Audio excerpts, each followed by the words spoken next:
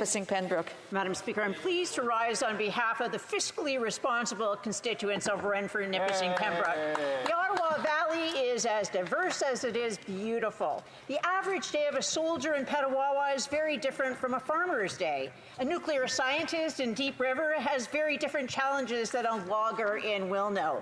Despite their different backgrounds and daily routines, every single one of them understands what it means to be fiscally responsible. Yet listening to the Liberals and my colleagues, it seems as though the government has a different understanding. For most Canadians, to be responsible with money is to live within your means. Our finance minister's understanding of fiscal responsibility seems to be torn from the pages of a Disney fairy tale.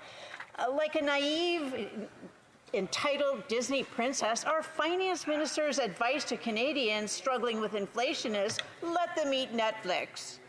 Canadians should set aside the minister's advice on how to save on streaming costs.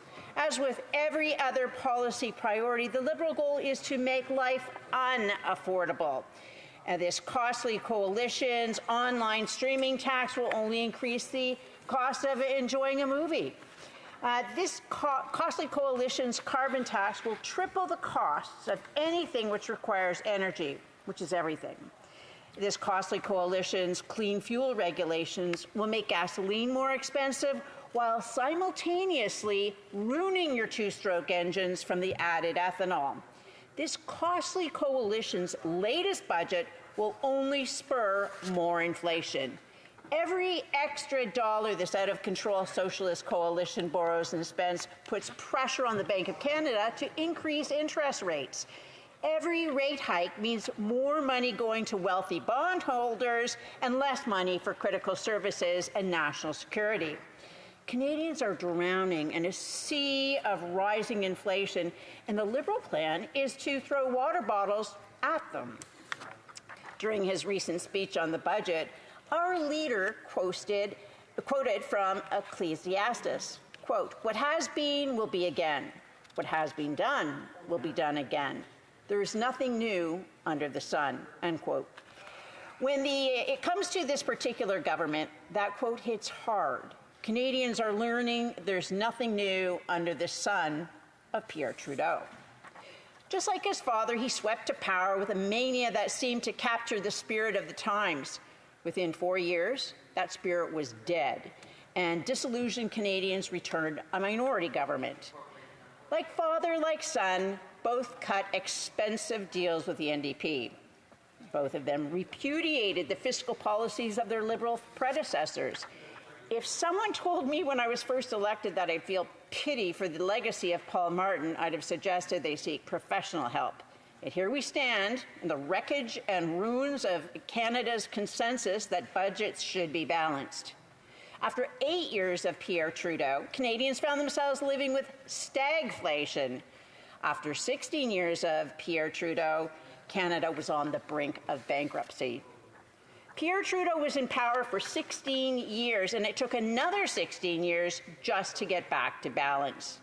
After 8 years of this Prime Minister, the situation might have even been worse than it was in 1984.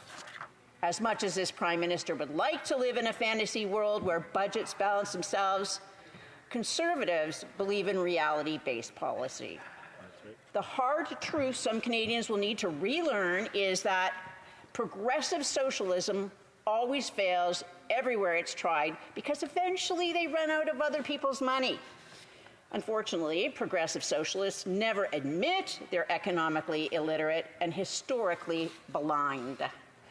When they've taxed away all your income, they'll come for your savings next. When progressive socialists turn government into a gravy train, we should not be surprised that groups of people begin to fight for the best seats on board. But it doesn't have to be this way. And it's not too late for this government to change course. That's why Conservatives are calling on the government to come back with a plan to balance the budget.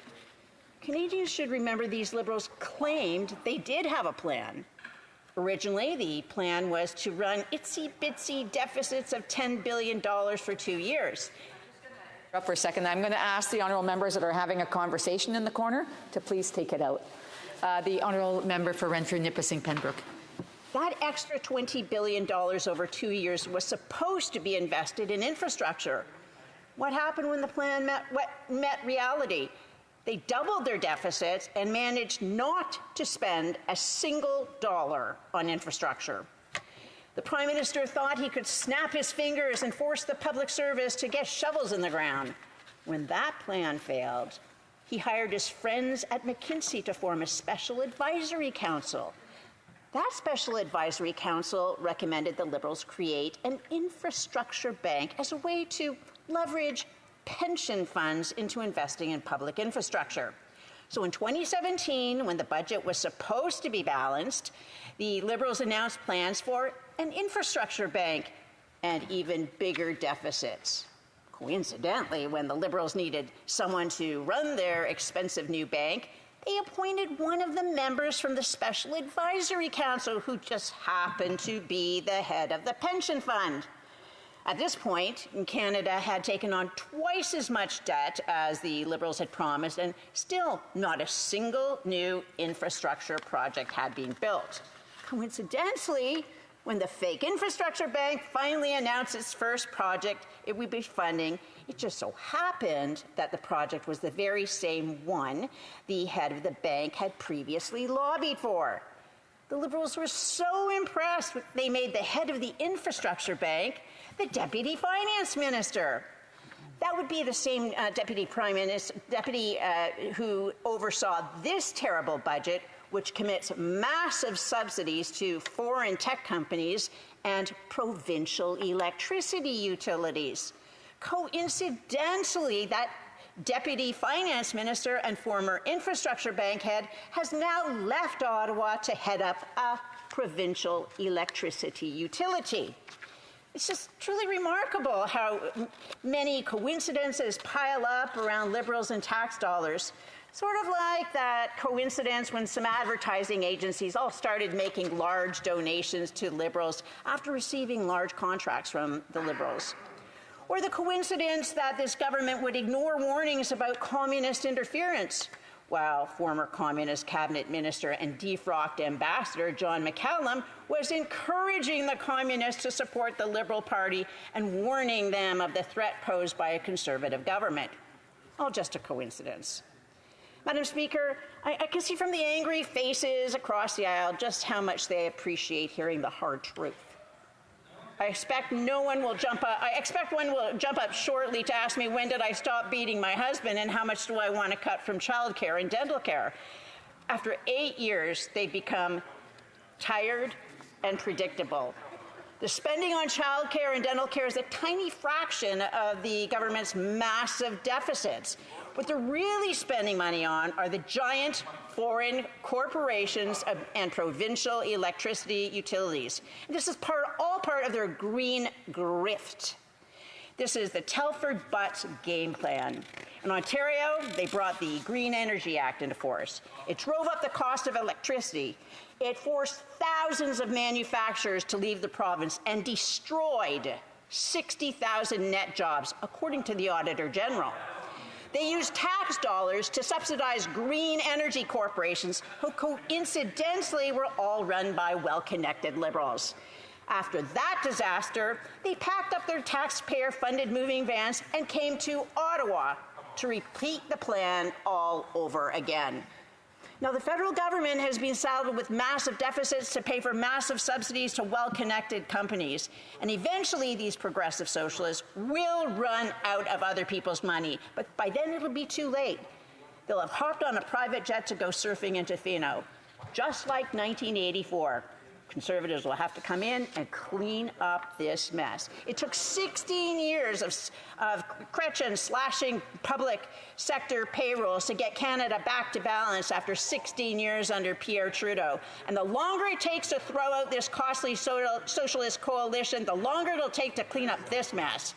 Conservatives had a saying, if it's not broken, don't fix it. Well, in 2015, Canada wasn't broken, and we had a balanced budget. We had passport services you could rely on. Crime was continuing on a 25-year decline, but this Prime Minister saw Canada as a racist oppressor state in need of fixing. Now our country is broken.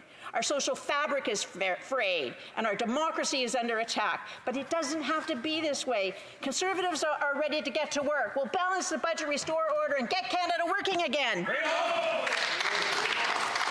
Questions and comments? Questions et commentaires?